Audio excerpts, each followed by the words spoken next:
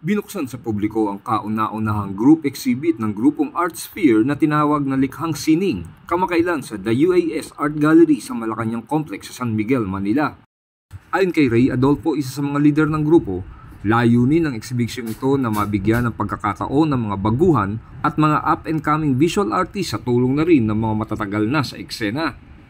Halos 6 na po ang mga participating artists ang kasali sa group show na ito na nagtatampok ng mga makukulay at magagandang paintings at assemblage art na nagsasalarawan ng mga kwentong buhay-buhay, kung kaya naman ang mga ito ay agad na kumukonekta sa sino mang makasaksi. Sa kanyang talumpati, sinabi ng panauning pandangal at visual artist na si Leslie Ignacio Pucay na hayaan natin na ipaalala ng exhibit na ito sa atin na ang sining ay nagpapagaling, ito ay nagliligtas at ito ay nagbabalik sigla. Patuloy tayong lumikha ng may ritmo, ng may katapatan at ng may pagmamahal.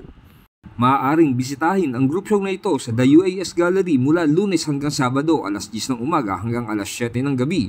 Tatagalang naturang ekshibisyon hanggang sa August 31 ngayong taon. Ang eksibisyong ito ay inorganisa ng art group na Artsphere na sa pakikipagtulungan ng The UAS Art Gallery, Lamppost Coffee Manila at ng Sining Pilipinas. Ako, si Chris Lucas, nag-uulat para sa Sining Pilipinas.